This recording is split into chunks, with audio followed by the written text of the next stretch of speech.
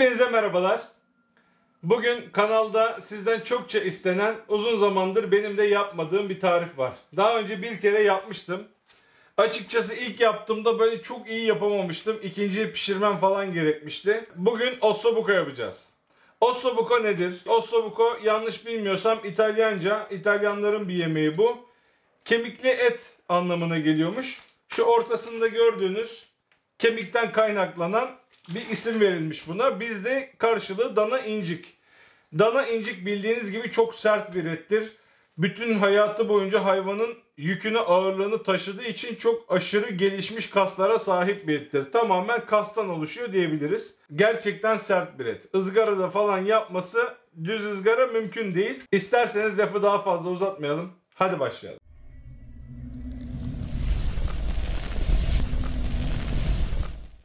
Bugün yapacağımız yemek şöyle kök sebzeler ve etlerin bir arada olduğu bir tencere yemeği. İtalyanların bir yemeği. Yemeğe özelliğini veren şu etin şekli. Şöyle çizgi filmlerden de hatırlarsınız. Bu et ve daha önce bizim kanalda yaptığımız Tom ve Jerry eti vardı, hatırlarsınız. Karakteristik, rahat tanınabilen etler olduğu için çizgi filmlerde de sıkça kullanılmıştır. Çizgi filmlerden de hatırlayan arkadaşlar olacaktır. Şimdi bugün ne kullanacağım? Benim 3 tane havucum var. 2 tane soğanım. 5-6 diş sarımsağım var. Arkadaşlar kereviz sapı normalde Metro Market'ten alıyordum ama malum çıkamıyoruz.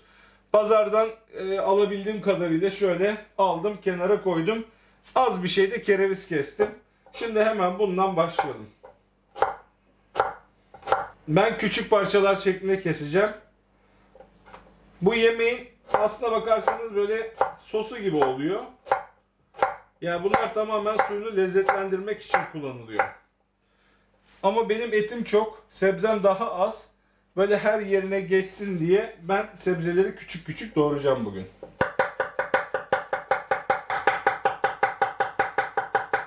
Şu soğanlarımı da çok aşırı bunları küçültmeyeceğim arkadaşlar. Tamamen de yok olmasına gerek yok.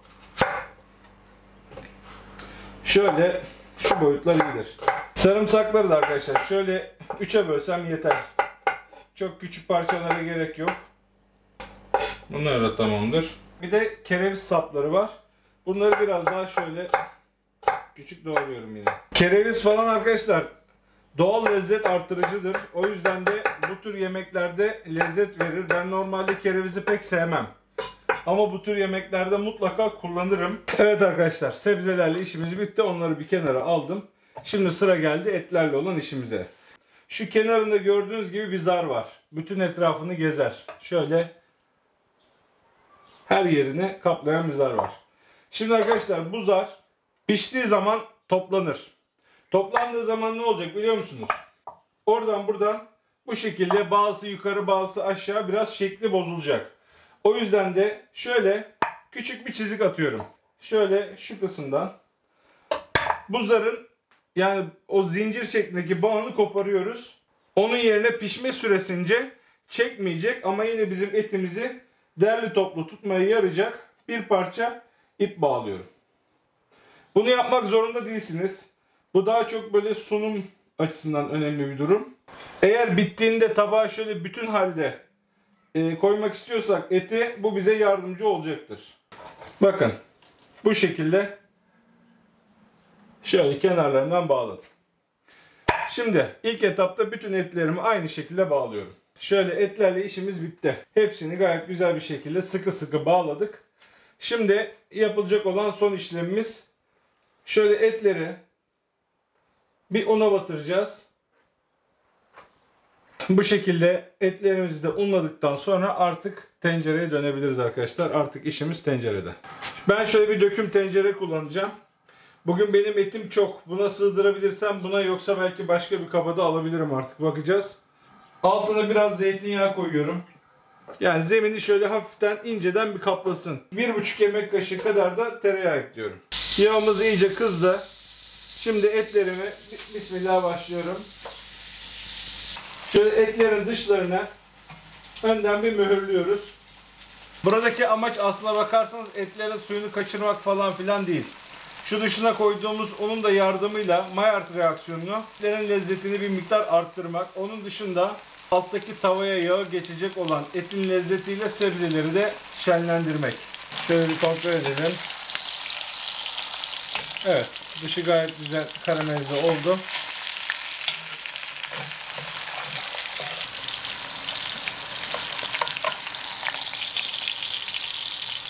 Evet, bu da tamamdır. Artık etleri kenara alıyorum. Hemen arkadan soğanları ve sebzeleri üzerine ekliyorum. Arkadaşlar buradaki amacımız sebzeleri tamamen öldürmek değil. Çok hafiften böyle renkleri değişmesi bizim için yeterli. Artık bunun altını kapatıyorum. Şimdi normal şartlarda 3 tane falan yapsam bu tencereye etleri koyup üzerine su ekleyip direkt fırına verecektim. Ama bizim aile biraz kalabalık. 3 tane bize yetmeyecek. O yüzden de ben kap değiştireceğim arkadaşlar. Az yaparsanız buna gerek yok. Bu fırın kabının içerisine şimdi sebzeleri alıyorum. Şöyle sebzelerin bir kısmını aldım. Bunu alta yaydırıyorum. Yerime bunun içine yerleştirmeyi deneyeceğim. İnşallah bu artık alır.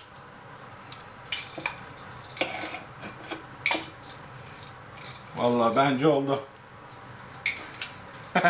Sanki hesaplamış gibi oldu. Şuraya bak. Şöyle arkadaşlar kenarlardan iyice tencerenin içine doğru bastırıyorum. Şöyle sebzelerimizi, etlerimizi koyduk. Şöyle bir görüntü çıktı. Bu arada şunu söyleyeyim. Ben alkol kullanmıyorum. O yüzden de yemeklerimde de alkol kullanmıyorum arkadaşlar. Bunun normalde şu sebzelerini kavururken bir bardak şarap ekliyor İtalyanlar. Ben o faslı kendim atladım. Ama kullanan arkadaşlar o noktada koyarlarsa kendileri bilir. Bu noktada isterseniz et suyuyla karışık normal su koyabilirsiniz. İsterseniz bugün benim yapacağım gibi normal içme suyu koyabilirsiniz. Ya etlerin neredeyse üstüne çıkması lazım. Şimdi bunun normalde kapağı yok. Ben şöyle bir tane kapak uyduruyorum. Bunun üzerine de mümkün olduğu kadar buhar kaçağı olmasın diye alüminyum folyo ile kaplıyorum. Şimdi önceden ısıttığım 160 derece fırında 4 saat arkadaşlar koyuyorum. 4 saat sonra kontrol edeceğim. Dediğim gibi çok sert bir ettir. Öyle kolay pişen bir et değil. Daha da uzun sürebilir. Şimdi bir 3 saat en azından hiç kontrol bile etmenize gerek yok. Birkaç saat sonra görüşürüz. Tam ortada topladım. Aşağı iniyordum. Aklıma geldi. Tuz koymayı unuttuk arkadaşlar biz buna. Biraz karabiber koyacağım üzerinden. Aynı şekilde tuz. Kaya tozu kullanıyorum bu arada. Şimdi arkadaşlar burada eğer varsa taze kekik de iyi gider buna. Ama şu an benim elimde yok. O yüzden de şöyle bir kurutulmuş kekiğim vardı. Bunun üzerinden bu şekilde biraz da kekik koyuyorum. Şimdi tekrardan kapağını kapatıp sarıyorum ve fırına veriyorum. An itibariyle 2 saat oldu. Şimdi benim etlerim biraz böyle suyun altına kalmamıştı bir kısmı. Bir kontrol etmek istiyorum. Birazcık suyunu atmış. Altına bir tepsi koymuştuk ama şöyle bir kontrol edelim bakalım ne halindeyiz. Şu an daha pişmesini beklemiyorum. Sadece şu bahsettiğim gibi etin bazı kısımları suyun dışında kalmıştı. Bunları ters çevirip en azından eşit pişmeyi sağlamaya çalışacağım.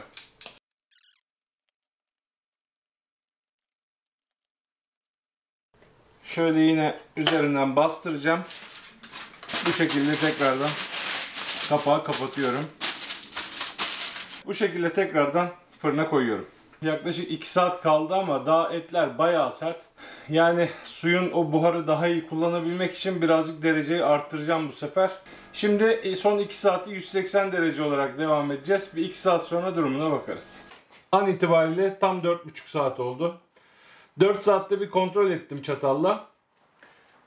Yani yumuşamış ama daha böyle tam istediğim kıvama gelmemişti. Bir yarım saat daha vermeye karar verdim.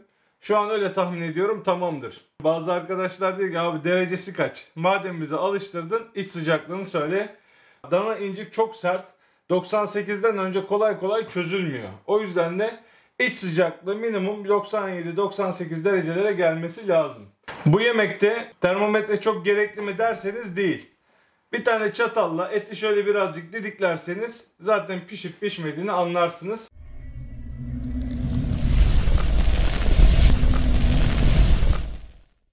Şöyle fırından çıkardım. Bir daha bir kontrol ediyorum.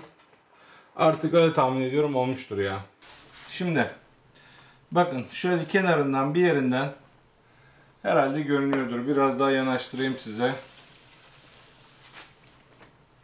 Bakın arkadaşlar şöyle çatalla birazcık geçtiğiniz zaman bakın et geliyor. Artık tamam. Bunu iyice dağıtırsanız bu sefer serviste de çok zorlanabilirsiniz. Yani bu eti biraz daha pişirirseniz bu artık iyice o kemik etten falan ayrılır. Tabakta bir arada durmaz.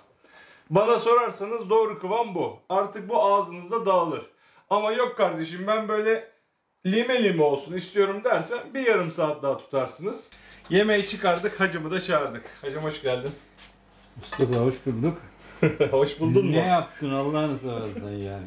Ya arkadaşlar bu adam beni şişmanlattı. Vallahi şişmanlattı. Ben zayıflıyorum bu arada. Evden de çıkamıyoruz.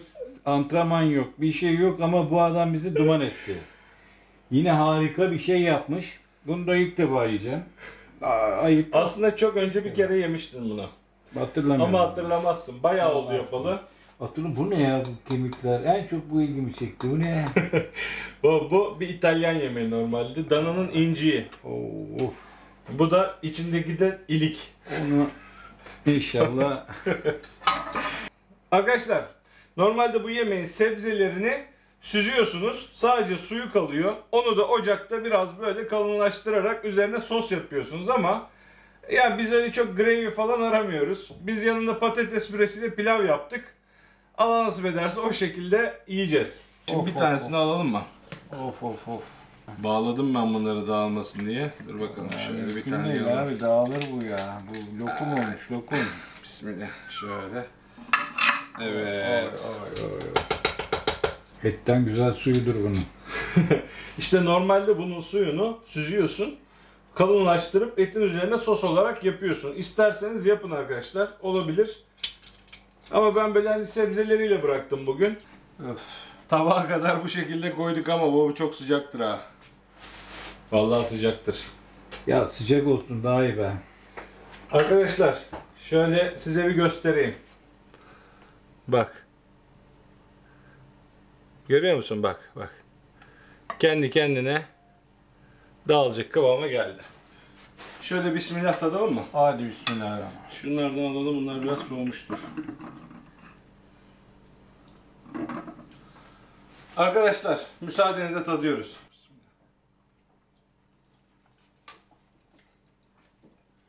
Harika olmuş. Tamam. Lokum gibi olmuş. Resmen ağızda dağılıyor. O kıvama gelmiş. Şimdi hacım burada tatmanı istediğim Evet. ikinci bir şey var. Ben hep ona bakıyorum Mustafa. Şimdi bunu direkt mi tatmak istersin? Şöyle bir ilikten birer parça alalım. Ben bunu böyle tatayım abi. Tamam. Bismillah. Bismillah. Bunun olayı ortasındaki ilik. Dur bitirme, etle tadalım birer parça. Gerçekten harika. Yani et artık böyle hani şeye Yok, gerek yok. yok. Parçalayayım da soğusun. Çalamadım. Baba yanarız valla. Şimdi dur bak sana bir parça şöyle ayarlayacağım. Hacım şöyle ha. Bak bak. Ya bismillah. Hadi. Hadi Oy, bakalım. oy, oy, bak. Hadi ben de kendime bir bismillah. tane ayarlayayım. Dur. Ayarla. Tamam sen başla bismillah. Bismillah. Hadi bakalım. Arkadaşlar ya. Vallahi kusura bakmayın ama Evet. bu bomba bu ilikle. Bismillah. Vallahi hakkınızı helal edin kardeşim. Ne diyeyim ya? Ne diyeyim? Bak böyle var ya. Harbi söylüyorum. Böyle çıtası yükseliyor ya. Atlıyor. Level atlıyor ya. Harbiden çok iyi. Ne diyorsun baba? Eline sağlık diyor Mustafa. Abi biraz tuzu az yine değil mi? Allah razı olsun. Ya biz onu Aynen. hallederiz. Arkadaşlar tuzu ilk başta hani dedim ya halen daha tuzu az kaldı. Ama önemli değil o, artık siz başta unutmayın inşallah. Baştan atın. Söylemek istediğim bir şey? Eline sağlık diyorum. Afiyet olsun. Arkadaşlara evlerinde kalmasını tavsiye ediyorum. Aynen arkadaşlar. Vallahi biz bir aydan beri ben şahsıma çıkmıyorum. Ama evinizde kalın da sağlıklı kalın. İnşallah. Bence güzel bir tarif. Yani biraz böyle fırında uzun süre pişmesi gerekiyor. Daha önce ben bunu ocakta da yaptım. Ocakta da oluyor yani. Şey yok, illa fırın yakacağım diye bir durum yok. Ama orijinal tarif önce ocakta sonra fırında olduğu için ben orijinale uydum. Ama abi ben 4 saat 5 saat bu et için fırın yakamam derseniz ocağın şöyle kısık gözünde yavaş yavaş böyle lıkır lıkır kaynata kaynata da aynı şekilde aynı sonuca ulaşırsınız ama yine bir 3-4 saatinizi alır. Bilginiz olsun. Evet. Arkadaşlar izlediğiniz için teşekkür ederiz. Umarım beğenmişsinizdir. Beğendiyseniz beğen tuşuna basmayı, bu tür videoların devamının gelmesi için kanalıma abone olmayı unutmayın. Bir sonraki videoda görüşmek üzere. Kendinize iyi bakın. Allah'a emanet olun. Sağlıkla kalın inşallah. Hoşça kalın.